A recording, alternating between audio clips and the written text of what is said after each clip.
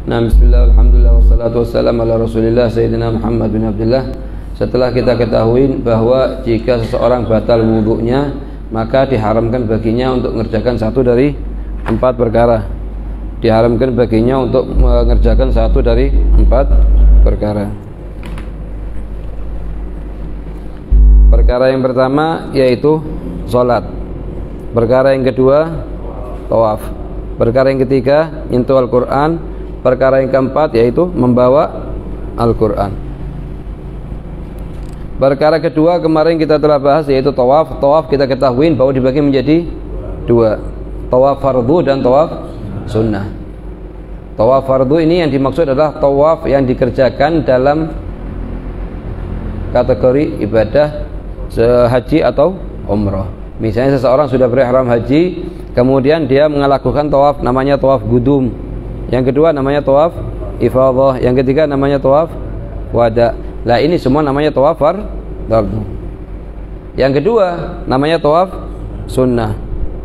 Tawaf sunnah itu kalau tidak dalam keadaan kita berhaji atau umrah, kita lagi posisi ngadep Ka'bah, duduk misalnya setelah sholat kita tawaf, itu namanya tawaf sunnah. Lah tawaf sunnah beda dengan tawaf fardu dari 2 masalah. Masalah yang pertama apa? Yang kemarin tawaf fardu ini tidak butuh niat. Kalau tawaf sunnah butuh niat. Yang kedua, tawaf fardu tidak mungkin kurang dari 2, dari 7 putaran. Nah, kalau tawaf sunnah, apakah boleh kurang dari 7? Ada perincian hukumnya. Kalau dari pertama dia niat akan kurang dari 7, misalnya duduk di depannya Ka'bah, kemudian niat hatinya akan tawaf 5 putaran aja, atau 3 putaran aja, atau 4 putaran aja, maka tidak sah tawafnya. Tapi kalau dia dari pertama niatnya 7, setelah dimulai 4 atau 3 atau 5, kemudian akan keluar dari masjid, akan merasa cukup dengan hal tersebut, maka hukumnya boleh dan termasuk sah. Ini perbedaan apa? Kedua daripada tawaf sunnah dan tawaf fardu.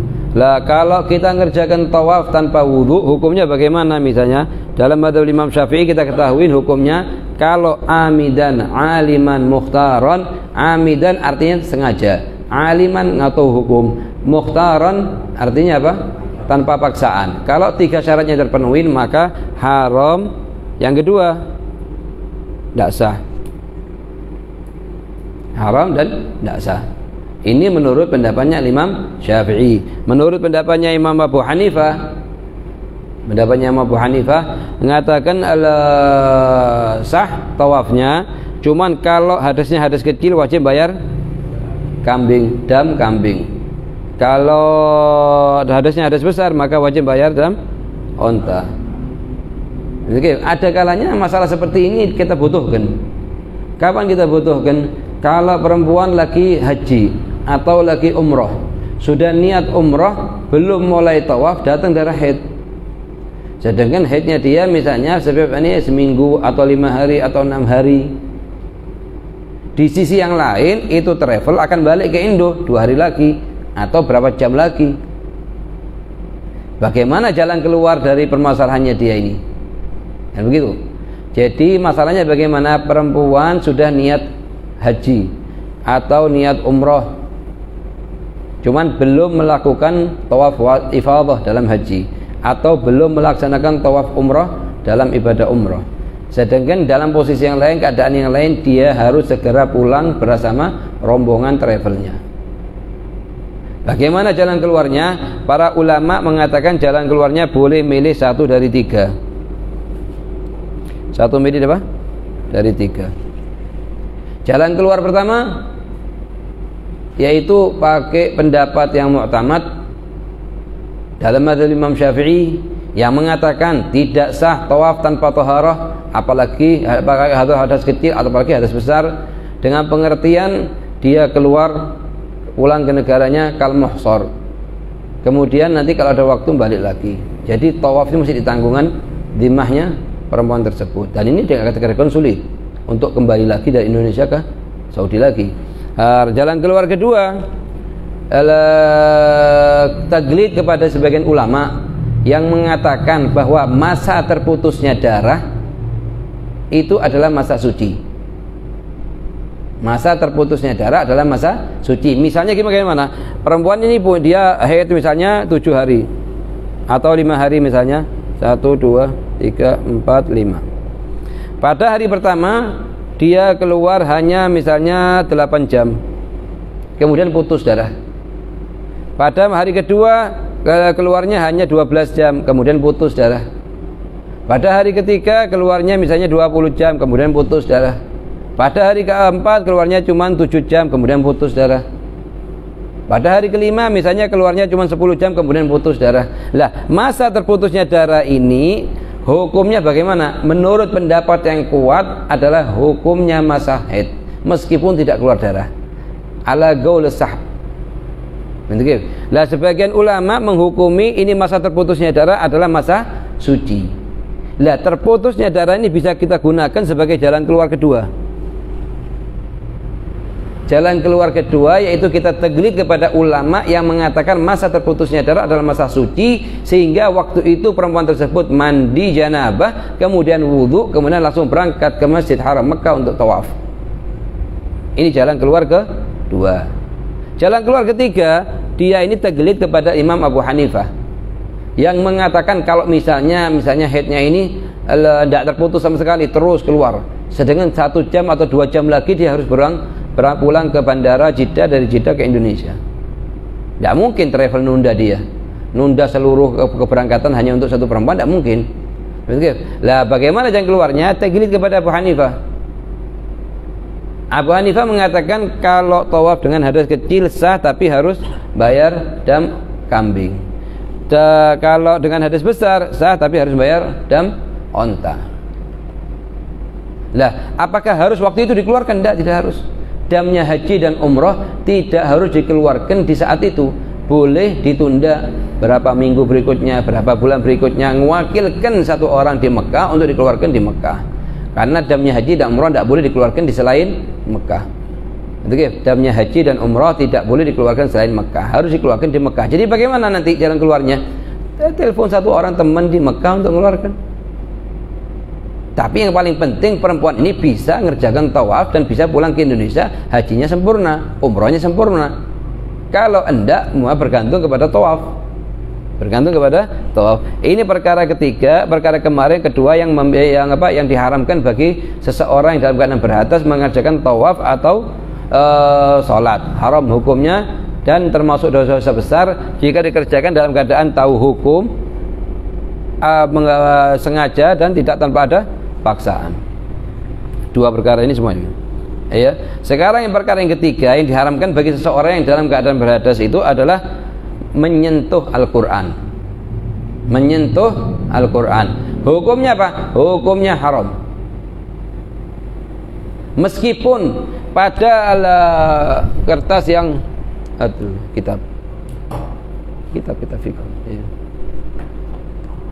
Meskipun pada tulisan yang ada ayatnya kita sentuh begini, atau kita sentuh pada kertas putih ini, sama hukumnya haram. Ataupun hanya pada kulitnya, pada kulitnya, hukumnya apa? Haram. Kapan haram? Kalau yang disentuh Al-Quran. Selain Al-Quran, apa misalnya? Kitab-kitab as-samawi yang lainnya, seperti Al-Injil, Waz-Zabur, wa Taurat, kalau misalnya ada, atau hadis Al-Qudsi, atau hadis An-Nabawi, atau ilmu syariat, itu semuanya boleh. Amal Quran hukumnya haram disentuh tanpa wudu, karena Allah mengatakan la yamassuhu illal mutahharun. Selain Al-Quran dari kalam Allah, atau hadis An-Nabawi, atau hadis Qudsi, atau kitab ilmu syariat, maka hukumnya boleh. Cuman lebih utama, lebih adab, lebih akhlak kalau kita tidak nyentuh ke kitab hadis atau kitab ilmu syariat atau hadis Nabawi, hadis Qudsi, kecuali dalam keadaan berwudu. Ya. Menyentuh Al-Quran dalam keadaan berhadas meskipun menggunakan penghalang. Nah, meskipun menggunakan penghalang, misalnya dia tidak mau mengangkat Al-Quran langsung begini, atau dia ngangkat begini, tetap aja haram hukumnya. Karena apa? Li ikhlalihi bita'zim. Karena ini orang tidak mengagungkan Al-Quran. Bikhilaf masalah persentuhan dengan perempuan ajnabiyah. Masalah persentuhan dengan perempuan ajnabiyah ini kendalanya ada di persentuhan tersebut yang menyebabkan timbulnya syahwat, dan timbulnya syahwat bisa ketutup kalau ada penghalang.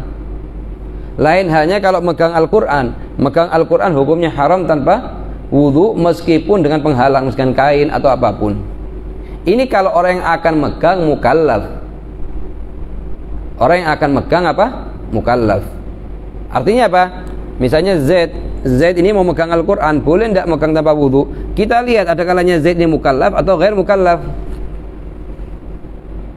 Mukallaf artinya apa? Balik berakal.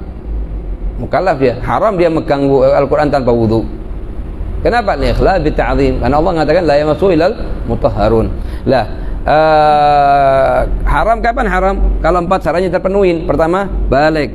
Kedua, berakal. Ketiga, tanpa paksaan. Keempat, tidak selain dalam keadaan darurat.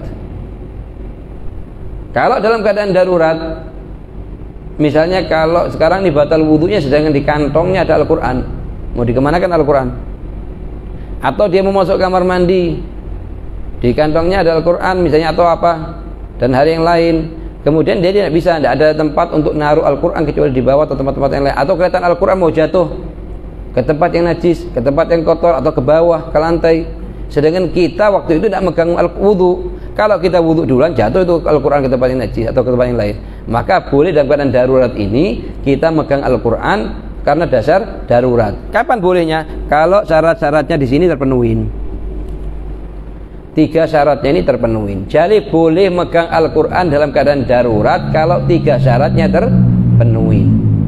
Syarat yang pertama, tidak ada kemungkinan untuk bersuci sebelumnya. Lain hanya kalau ada kemungkinan. Kalau ente wudu balik lagi masih bisa nututin, atau ente tayamum balik lagi bisa nututin. Nah, tidak boleh berarti.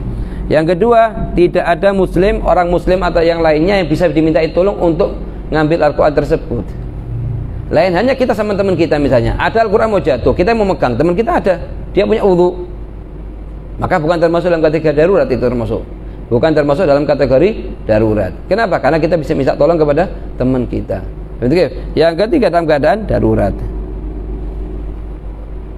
Dalam keadaan darurat. Lain hanya kalau bukan dalam keadaan darurat, hajat misalnya dan lain-lain, maka tidak boleh. Itu perkara syarat yang keberapa? Syarat yang keempat. Syarat yang pertama apa? Balik. Yang kedua, berakal. Yang ketiga, tanpa paksaan. Yang keempat, tidak dalam keadaan darurat. Yang kelima, tidak dalam gabungan dengan barang yang lain. Misalnya gimana? Misalnya anak bawa tas. Dalam tas itu ada Al-Quran dan selain Al-Quran. Paham tak?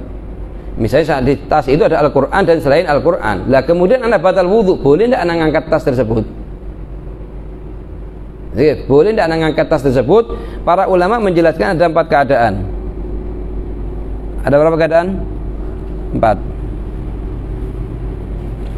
Keadaan yang pertama, waktu dia ngangkat tas itu niatnya semata-mata untuk ngangkat Al-Qur'annya, maka hukumnya haram.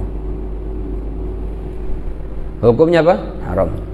Yang kedua, niatnya dia untuk ngangkat Al-Qur'an dan selain Al-Qur'an. Maksudnya untuk semuanya yang diisi tas tersebut. Bukannya Al-Qur'an aja saya niatnya. Saya niatkan untuk ngangkat Al-Qur'an dan selain Al-Qur'an yang ada di tas tersebut. Baju, Al-Qur'an, kitab, semua campur, semua angkat sekaligus. Koper misalnya, dalamnya ada Al-Qur'an. Lah kita tidak punya wudu, mau ngangkat koper tersebut. Ini ada perbedaan antara ulama. Ada yang membolehkan, ada yang mengharamkan. Yang ketiga, niatnya hanya selain Al-Qur'an. Misalnya anak waktu ngangkat niatnya hanya untuk ngangkat kitab atau ngangkat baju yang ada dalam tas ini, bukan Al-Qur'an, maka hukumnya boleh. Hukumnya apa? Boleh. Niat yang keempat, atlak. Anak tidak niat apapun, tidak niat Al-Qur'an atau niat selain Al-Qur'an, atlak. Ini ada perbedaan antar ulama. Sebagian ulama membolehkan, sebagian ulama tidak membolehkan. Jadi kendalanya di mana? Kendalanya itu kalau di masalah mengangkat Al-Quran yang bergabung dengan perkara yang lain. Misalnya kitab dan lain-lain di satu tempat, misalnya di satu plastik, di satu contoh, tas dan lain-lain. Apakah boleh apa tidak? Ada 4 keadaan tergantung dia niatnya dia. Begitu ya? Itu apa namanya itu? Menyentuh Al-Quran. Yang ditulis untuk Al-Quran. Lain hanya syarat ke-6. Ini yang ditulis apa? Yang ditulis untuk Al-Quran. Lain hanya kalau nulisnya bukan untuk Al-Quran, untuk tahsin, untuk azimat, boleh disentuh tanpa wudu. Misalnya ayat ini, ayat kursi ini ditahsin untuk zina, bukan untuk Al-Quran ini, maka hukumnya boleh disentuh tanpa wudu. Idza kutiba lidirasah. Sekarang misalnya dia ini sekarang anak tulis begini, nun, niatnya anak nun wal qalami wa ma yasturun, yang di Al-Quran, maka haram bagi anak nyentuh ini sekarang kalau anak tanpa wudu. Tapi kalau niatnya anak nun ini huruf hijaiyah, bukan Al-Quran niatnya, maka tidak haram. Maka tidak haram. Jadi nyentuh Al-Quran bisa dikategorikan bagi orang yang mukallaf itu haram kalau 6 syaratnya terpenuhi. Syarat yang ke-6 apa? Ditulis untuk Al-Quran. Lain hanya idza kutiba li ghairi dirasah, seperti tamimah, azimah dan lain-lain, hukumnya boleh. Itu kalau semuanya kalau mukallaf. Lain hanya kalau bukan mukallaf, sobi. Anak kecil mau nyentuh Al-Quran boleh enggak? Anak sobi mau nyentuh Al-Quran boleh apa tidak? Dibagi menjadi 2. Ada kalanya mumayyiz, ada kalanya ghair mumayyiz. Ada kalanya sabi tersebut sudah mumayyiz. Sudah, artinya mumayyiz apa? Mumayyiz itu mencapai 2 syarat. Sudah umur 7 tahun dan bisa makan sendiri, minum sendiri, istinja sendiri. Ini anak namanya sobi mumayyiz. Kalau sobi mumayyiz kita lihat, kalau untuk dirasah boleh, kalau untuk ghairi dirasah tidak boleh. Kalau sobi mumayyiz tujuannya bawa Al-Quran itu untuk belajar ke ustadznya, dirasah, belajar Al-Quran, baca, nulis, baca dan lain itu boleh. Tapi kalau tujuannya untuk dibawa mainan, dibuat mainan begitu aja, tidak boleh. Kalau dibuat mainan begitu aja hukumnya tidak boleh. Tapi kalau sobi selain mumayyiz, maka hukumnya tidak boleh mutlakon. Haram hukumnya megang. Yang haram siapa? Anaknya, tidak. Orang tuanya yang biarkan anaknya menyentuh Al-Quran, sedangkan anak tersebut belum mumayyiz. Kalau orang tuanya tahu, kalau orang tuanya tidak tahu, ma'dzur. Itu apa ya? Seperti baju, hukumnya adalah haram kecuali jika dalam keadaan darurat. Kecuali dalam keadaan darurat, itu apa ya? Maka hukumnya adalah boleh membawanya dengan 3 syarat. Yaitu 1, dalam keadaan darurat. Darurat. Lain hanya kalau bukan darurat. Itu apa ya? Seperti takut jatuh di tempat najis ini. Kalau ente biarkan akan jatuh di sampah atau akan jatuh di tempat najis dan najis ada kotoran dan lain-lain. Itu apa ya? 2, tidak mungkin untuk berwudu sebelum. Tak mungkin itu berwudu. Anak kalau mau berangkat ke tempat wudu mau balik lagi dan nututin, jatuh duluan nanti. Kelas ente pegang dulu sudah. Itu apa ya? Jika tidak mungkin dititipkan kepada. Nah, tidak ada temannya kita, anak sendirian misalnya. Anak mau tetap ke siapa? Misalnya, tidak ada yang teman untuk dititipin, maka boleh. Termasuk yang kata darurat. Ama masih ada temannya ente di sampingnya ente, tetapkan dia atau dia suruh ngambil. Ya. Jika telah terpenuhi syarat-syaratnya, maka boleh menyentuh Al-Quran tanpa wudu, ya. Dan keempat, membawa Al-Quran. Yang keempat, perihal yang keempat dari yang diharamkan bagi seseorang yang tidak punya wudu membawa Al-Quran. Kita punya namanya nyentuh, ada namanya bawa. Itu apa ya? Membawa Al-Quran tanpa wudu hukumnya adalah haram. Membawa Al-Quran tanpa wudu hukumnya haram. Karena apa? Karena lebih parah daripada nyentuh. Kalau nyentuh aja haram, apalagi diangkat. Itu apa ya? Lain halnya jika membawa kitab Injil. Selain Al-Quran seperti Nabi bilang, misalnya kita boleh kutubus samawiyah. Kutubus samawiyah banyak, 104 kitab. Lah di antaranya Injil, Taurat, Zabur. Misalnya ada yang belum muharraf, belum dirubah-rubah, misalnya ada. Atau kutubul hadis qudsiyah, hadis qudsi. atau hadis nabawi atau kitab ulama, hukumnya apa? Boleh. Ya. Maka hukumnya adalah boleh membawanya meskipun tanpa wudu. Ya. Ya. Membawa Al-Quran atau sebagian ayat-ayat Al-Quran tanpa wudu hukumnya adalah haram. Haram. Tidak harus Al-Quran penuh baru dikatakan hari haram. Kalau meskipun berapa ayat atau berapa huruf dari Al-Quran ditulis karena hurufnya Al-Quran dan ditulis untuk dirasa, maka haram bagi orang lain untuk nyentuh yang tidak punya wudu. Ya. Kecuali pada beberapa masalah hukumnya adalah boleh. Yaitu satu, jika membawa kitab tafsir dan jumlah tafsirnya. Sekarang kita bawa kitab tafsir.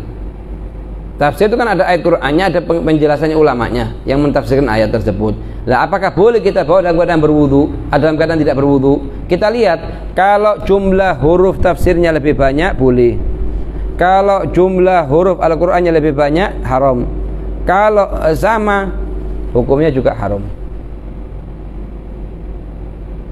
Yang boleh kenapa? Di satu masalah. Kalau huruf tafsirnya lebih banyak daripada huruf Al-Qur'annya. Begitu ya. Jika dalam tas yang di dalamnya terdapat barang-barang selain Al-Quran. Nah, itu seperti masalah tadi itu. Misalnya di dalam tas ada Al-Quran, ada baju, ada HP kita. Dan mau kita angkat tas tersebut tanpa wudu dalam keadaan berasa, apakah boleh apa tidak? Ada 4 keadaan tadi itu. Ayo.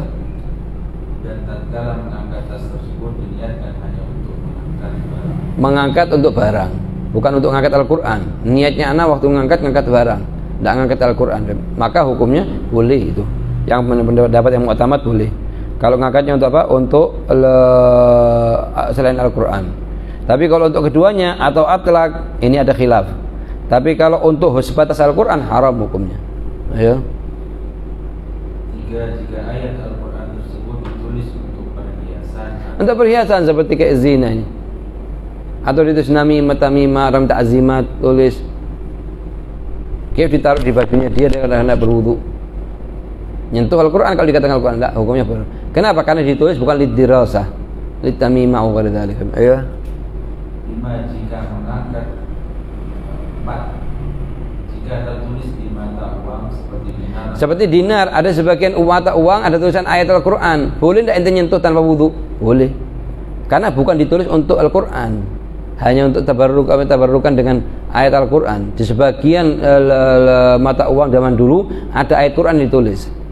Itu ya? 5. Jika mengangkat seseorang yang memegang Al-Quran. Jadi ngangkat, misalnya anak tidak ngangkat Al-Quran, anak ngangkat anak kecil yang dia megang Al-Quran,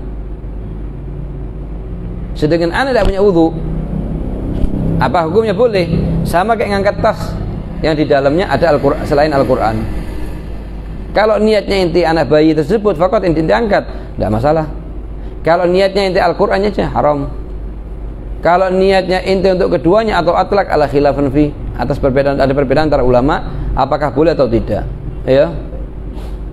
Dengan niatan hanya untuk mengangkat orang yang memegang Al-Quran. Atau bukan niat untuk memegang Al-Quran. Akan tersebut, maka hukumnya boleh. Ya. Babul masih ala Bas. Jadi di sini kita ketahui bahwa perihal yang diharamkan bagi seseorang yang batal wudunya ada 4. Yang pertama, sholat, meskipun sholatnya sholat fardu atau sunnah atau semisal sholat. Semisal sholatnya artinya sujud tilawah dan syukur. Sholat ini dikerjakan dalam keadaan tidak berwudu, haram hukumnya, kecuali pada beberapa masalah, yaitu pada 4 masalah. Masalah yang pertama, daimul hadath. Yang kedua, faqidat tahurain. Yang ketiga, mukrah. Yang keempat,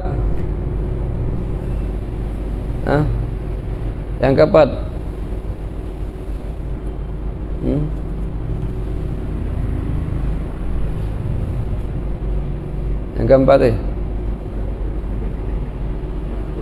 salatul janazah ala gul Imam Ibnu Jarir At-Tabari, begitu Imam Sa'id. Ini ala gul, lakin pendapat yang mu'tamad tidak boleh. Begitu. Yang kedua, tawaf. Yang kedua, haram bagi seseorang tawaf tanpa wudu jika syarat-syaratnya terpenuhi, yaitu pertama amidan, aliman, mukhtaran. Begitu. memang meskipun tawafnya tawaf fardu atau tawaf sunnah. Itu kif. Lah bedanya tawaf fardu sama tawaf sunnah kita ketahui. Di sini tawafnya orang yang dikerjakan oleh jamaah haji ini, jamaah haji ada 3, ada namanya tawaf gudum, ada namanya tawaf ifadah, ada namanya tawaf wada. Pendapat yang kuat, menurut pendapat yang kuat, tawaf wada itu harus pakai wudu. Tidak sah tawaf wada tanpa wudu. Ada sebagian ulama membolehkan tawaf wada tanpa wudu. Qul dalam mazhab Imam Syafi'i, pendapat salah seorang ulama Syafi'i yang mengatakan boleh tawaf wada tanpa wudu. Jadi kalau misalnya kendalanya tawaf wada itu masih lebih ringan daripada kendalanya di tawaf ifadah atau tawafnya umroh. 2 tawaf yang paling berat. Tawafnya ifadah di waktu haji sama tawafnya umroh. Karena dua-duanya ini rukun soalnya. Jadi dua-duanya rukun. Nah, kalau perempuan dalam keadaan haid, sedangkan dia akan pulang travelnya, maka jalan keluarnya 1 dari 3. Jalan keluar pertama apa? Ya, jalan keluar pertama. Pendapatnya Muhammad apa? Iya, tidak sah. Terus bagaimana jalan keluarnya? Harus dia pulang dulu dengan sedasar kal mukrah, kemudian kal muhsar, kemudian setelah itu dia balik lagi untuk mengerjakan tawaf. Ini katakan sulit. Yang kedua, lihat masa terputusnya darah, dia taklid kepada ulama yang mengatakan masa terputusnya darah adalah masa suci. Yang ketiga, taklid kepada Abu Hanifah. Taklid kepada Abu Hanifah yang mengatakan sah tawaf dengan tanpa wudu hadas kecil, yaitu kena kambing. Kalau hadasnya hadas besar, yaitu kena unta. Ini mazhabnya Abu Hanifah. Cuma ini perlu kita ketahui bahwa selama bisa pakai pendapat yang mu'tamad itu jauh lebih utama. Jauh lebih utama daripada taklid kepada mazhab yang lain jika memungkinkan. Ada kalanya sulit untuk mengikuti pendapat yang mu'tamad dalam beberapa masalah, sulit, dikatakan sulit ini.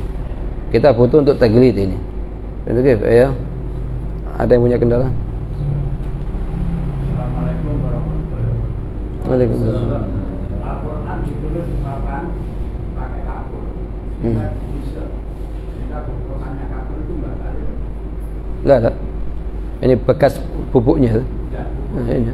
Itu maksudnya diharam dipegang tanpa wudu. Maksudnya gimana? Suaranya tidak jelas. Kenapa? Pertanyaannya. Ayo.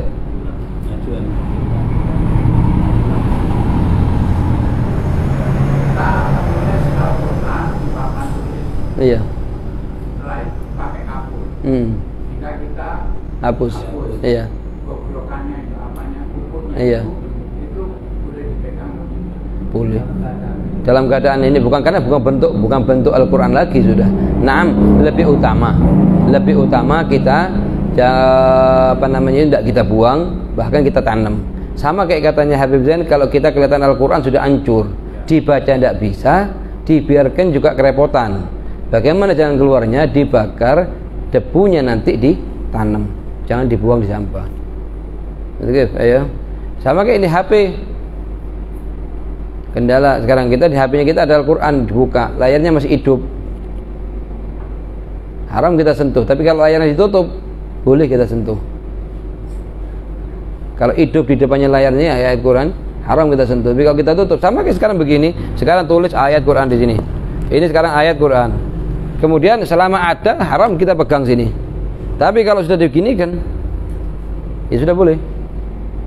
Katanya Habib paling miripnya ini, mirip dengan apa? Dengan apa yang ditulis dalam lauhah. Masalahnya HP ini mirip dengan masalahnya lauhah. Lauhah kalau kita tulis ayat di papan tulis seperti ini, kemudian kita selama ayat masih ada, haram kita sentuh kan.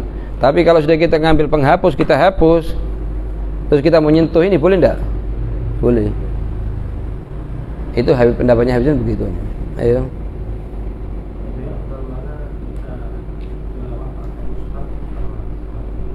HP. Oh jauh.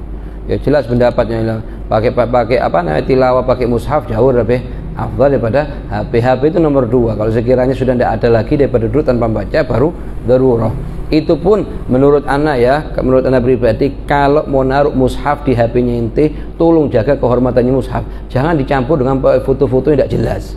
Itu tidak menghargai Al-Quran namanya. Sama kayak ente mirip dengan orang naruh di tasnya dia, sandalnya dia sama Al-Quran. Loh ini sama-sama. Kan istilahnya tidak menghargai Al-Quran.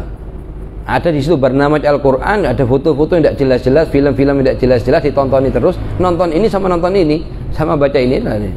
Itu ini satu kesalahan. Ini bukan termasuk ini haram, cuman bukan termasuk adab ini. Dengan Al-Quran kalamullah Ta'ala al-mu'azzam, mubajjal. Itu kadang sebagian gampang kenaruh Al-Quran di bawah.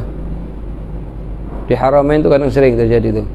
Kan ini lantai ini suci. Siapa yang tidak tahu lantai suci? Cuman kan bukan termasuk ini suatu penghormatan naruh Al-Quran di bawah. Ada sebagian orang katanya hafizan buka Al-Quran dengan itu apa haram itu hukumnya. Lo tidak ini lidahnya, liurnya lidah ini suci. Yang mengatakan liurnya lidah ini najis siapa? Cuman termasuk mustaqdar. Coba katanya hafizan kalau anak ambil sedikit atau di wajahnya inti, kira marah tidak inti? Lah kalau inti marah di wajahnya inti, tidak marah di Al-Quran kalamullah. Kalau kesulitan buka, pakai air.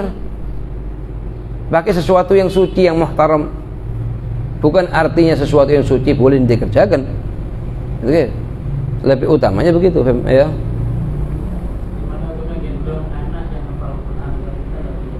Tidak masalah. Tidak masalah sama sekali. Ya sudah, pokok jadi kita yang gendong anaknya sendiri juga ada kotorannya di dalamnya. Itu gitu. Itu lah terlalu jauh.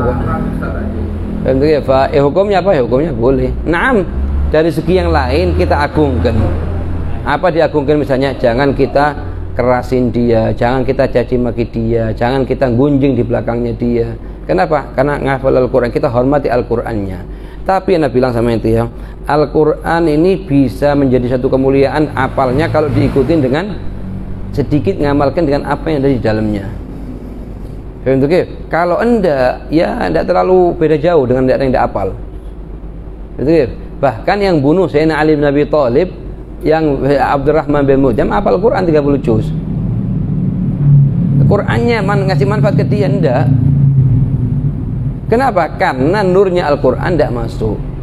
Ya kita bukan artinya kita tidak menghafal Quran, enggak. Termasuk menghafal Quran perkara yang sangat dianjurkan. Kalau sampai anak itu bisa hafal Al-Quran, itu kedua orang tuanya yang dukung anaknya untuk menghafal Al-Quran dikasih mahkota di hari kiamat yang seluruh para nabi dan syuhada kepingin dapat mahkota tersebut. Ini katanya ulama, kalau orang tuanya yang dukung, bagaimana anak itu sendiri? Kita dukung anak kita untuk menghafalkan Al-Quran, cuman dukung juga untuk ngamalkan. Kam min qari'il Qur'an wal Qur'an yal'anuh. Berapa banyak orang yang baca Al-Quran tapi Al-Quran ngelaknat dia. Kenapa? Karena bertentangan dengan amalannya dia. Makanya di sini di zaman sekarang yang paling dibutuhkan itu adalah murabbi yang didik jiwanya inti supaya inti lurus. Hubungan sama Allah jelas hubungannya itu tepat. Hubungan sama Rasulullah jelas hubungannya tepat. Hubungan sama orang tua dan guru tepat. Hubungan sama murid sama sesama teman tepat. Berubah semuanya sudah. Kalau sudah namanya nur, cahayanya Al-Quran atau cahayanya hadis ini masuk ke hatinya hamba, berubah.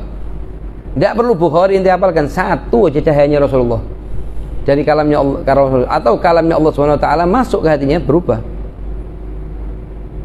Imam Fudail bin Iyad perampok dulunya. Karena ayat, dengar satu ayat, alam yakhzanil ladzina amanu, langsung bala ya Rabb. Ayat satu dengar, berubah. Kenapa? Karena cahayanya Al-Quran yang masuk. Kalau cuma bunyi ngapalkan, Hajjaj bin Yusuf itu hafal Quran.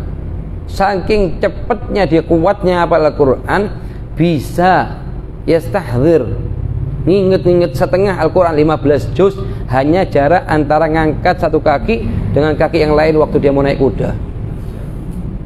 Saking kuatannya hafalannya. Tapi kalau sudah marah sama satu orang, itu satu kampung di benang, di penggalan semuanya. Di sini apa? Ada namanya nurnya Al-Quran, ada namanya cuma kalimatnya Al-Quran. Lah kalau sudah ngapalkan cuma kalimatnya Al-Quran, ini khatar bahaya. Di sisi yang lain dia merasa hafal Quran, di sisi yang lain tidak tahu kalau Al-Quran itu ngelaknat dia. Nah ini pentingnya kita ajarkan ke anak kita apa? Tarbiyah. Tarbiyah itu penting banget dalam sekarang. Ilmu itu nomor 2. Yang paling penting di atasnya ilmu tarbiyah. Dididik bagaimana ngamalkan ilmu. Dari mulai bangun tidur sudah kita baca sebelum Ramadan. dibangun tidur baca apa? Alhamdulillahilladzi ahyana ba'da ma amatana wa ilaihin nusyur. Kalau Anda percaya semuanya, nah sampai detik sekarang ini lupanya lebih banyak daripada ingatnya. Datang ke sini lupa belum baca tadi. Terus ke susu masuk kamar mandi tidak baca sudah. Terus ingat diqadha gitu tidak ada diqadha. Masuk kamar mandi bangun tidur tidak baca doa bismillah Allahumma inni a'udzubika min khubuthi wal khaba'ith. Itu gitu. Terus diqadha tidak diqadha. Keluar kamar mandi tidak diqadha, tidak dibaca doanya alhamdulilladzi adzhaba anil adza wa afani. Semuanya masalah singkat semuanya ini. Yang keempat, memakai baju alhamdulilladzi kasani hadza thawb wa razaqani min ghairi haulin minni wala quwwah. Dibaca tidak dibaca. Kadang berjalan keadaan semacam ini sampai setahun penuh. Berapa kerugian yang akan dia terima di hari kiamat nanti? Orang kalau rugi dagangnya rugi 20 juta bingung tegang. Tidak bisa tidur semalaman. Ketinggalan sunnahnya Nabi Muhammad, tidak heran sama sekali. Atau misalnya dapat kerugian apa? Kalau anak kerjakan kerjaan fulannya bakal dapat faedah 20 juta. Waktu itu tidak dikerjakan, nyeselnya tidak karuan itu. Giliran sudah bangun tidur, tidak baca doa, tidak heran sama sekali. Ini tidak merasa kehilangan sesuatu. Ini suatu kekurangan. Kenapa? Karena butuh dia ini diingatkan terus di sampingnya dia di dalam rumah sehingga dia sudah kebiasaan baca. Kalau sudah kebiasaan baca nanti otomatis buka mata langsung alhamdulillah lisannya dengan otomatis sudah. Semacam ada orang yang ngomongin baca doanya bangun tidur. Di hatinya dia timbul dengan sendirinya. Itu namanya lawamah. Kalau masih belum ada sama sekali. Kalau ente masuk kamar mandi tidak ingat, tidak ada yang ingatkan ente. Keluar kamar mandi tidak ingat, tidak ada yang ingatkan ente. Itu masih nafsunya nafsu al-ammarah bisu. Hambanya nafsu al-ammarah bisu. Kapan mau disuruh A, B, B sudah. Jangan baca, jangan baca sudah. Tidak diingatkan. Ya, bagaimana Nabi bilang supaya ente bisa ingat, kerjakan. Lupa harus sanksi. Hari ini anak tadi tidak baca doa bangun tidur, anak sanksi kasih sholat 20 rakaat. Duduk di masjid, jangan pulang dulu, duduk 20 rakaat atau sholat di rumah 20 rakaat. Besok pagi tidak bakal lupa ente. Tanpa sanksi tidak bakal dibaca. Percaya semuanya, ketemu tahun lagi depan di sini, ya. Kalau mau ditanya jujur berapa kali ente baca, wallahi Habib lupa sarahana. Yang kemarin itu waktu taklim baca, setelah itu halah selesai, tidak mau kayak gitu. Itu tidak masalah sama sekali. Jangan hadir karena barokah, tapi hadir untuk ngamalkan. Itu kif, ayo. Rubatan ini Al-Quran dalam itu bagi yang baca saja saya mendengarkan. Masalahnya sekarang ada banyak yang malam menjawab Al-Quran asli. Iya, semua artinya ahlul Quran itu siapa? Ahlul Quran semua orang muslim. La ilaha illallah Muhammad Rasulullah. Cuman yang membaca lebih berat. Dia membaca dan dia tidak ngamalkan. Kalau masalah tajwid ini masalah khilafiyah. Selama tidak yukhillu bil huruf dan lain-lain, itu masalah khilaf. Dalam menurut fuqaha baca dengan tajwid sunnah. Menurut ahli qiraat baca dengan tajwid wajib. Hukum diambil keluar dari para fuqaha. Artinya apa? Sangat dianjurkan kita baca dengan tajwid, tertil. Cuman jangan terus hamnya dia hanya tertil dan tajwid, tapi tidak mau ngamalkan. Betul? Ya. Ya kalau dia ngamalkan dan dia nyebarkan, ngajarkan sampai apa yang dilakukan dalam perbuatannya, perkataannya dia semuanya Al-Quran. Wa kana sallallahu alaihi wasallam khuluquhu Al-Quran. Apa artinya khuluqul Quran? Ya ini muttasif bijami apa yang diajarkan di Al-Quran. Perintahnya dikerjakan, larangannya ditinggalkan. Artinya dia sama kayak fulan ini sama kayak ihya berjalan. Apa artinya? Ngamalkan apa yang di ihya. Sehingga kayak kitab ihya berjalan ini. Itu apalagi Al-Quran. Karena Rasulullah mengatakan kana khuluqul Quran. Apa artinya kana khuluqul Quran? Yani yattasif bi jami' ma fil Quran. Minal awamir wan nawahi semuanya dikerjakan. Awamir dikerjakan, nawahi ditinggalkan. Ayo. Bagaimana hukumnya menulis Al-Quran dengan huruf Latin? Apakah itu juga ada larangan bagi yang membaca? Al-Quran mu'jaz dia. Kalau sebatas untuk mengajarkan orang permulaannya dia tidak bisa baca, tapi mu'jaz dia. Mu'jaz artinya mu'jaz punya khususiyat di penulisannya dalam bentuk bahasa Arab ini. Kalau sebatas untuk mengajarkan orang tidak bisa baca dia. Paling tidak kita ngajak orang baru masuk Islam, kita paksa bahasa Arab tidak ngerti dia. Cuma bagaimana dia pertama kali misalnya untuk hal darurat dituliskan hanya untuk sebatas untuk dia faham, baca Fatihahnya dia, untuk supaya sah salatnya dia, labas. Untuk hal yang darurat ini. Bukan untuk perihal ini ditulis setiap hari terus disebarluaskan dipakai seperti itu, enggak. Karena seperti mat dan lain-lain tidak ada di tulisan bahasa Indonesia. Dan huruf-hurufnya ada sebagian huruf tidak bisa ditulis dengan bahasa Indonesia dengan tepat, tidak bisa. Yang paling mendekatkan ini.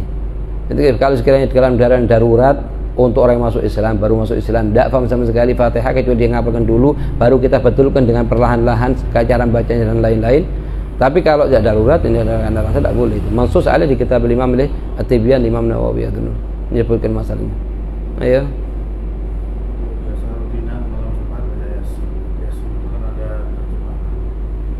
Terjemahan kalimatnya Yasin. Iya. Nyentuh. Itu kan Al-Quran, memang dia Al-Quran dia. Statusnya Al-Quran dia, bukan tafsir dia. Hanya terjemah. Dengan pengertian ada Al-Qur'annya kemudian artinya. Iya, sekiranya kalau ditulisnya untuk Al-Quran bukan untuk tahsin, maka haram hukumnya. Kalau ditulisnya untuk tahsin bukan untuk Al-Quran, karena Yasin bisa digunakan untuk tahsin. Atau azimah, misalnya ditulis surat Yasin, sebagian ulama nulis surat Yasin, maka hukumnya boleh.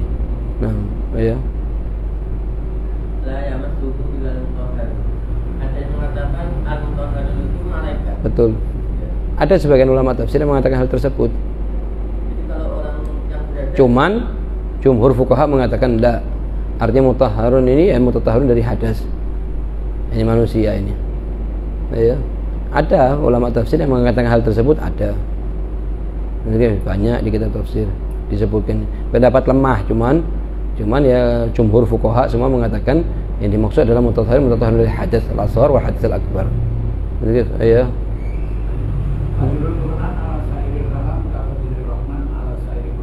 Nah, ya keutamaannya Al-Quran sekarang kalau sama-sama kita tidak ada yang mau dibaca, misalnya ada mau dibaca wirid atau Al-Quran lebih utama.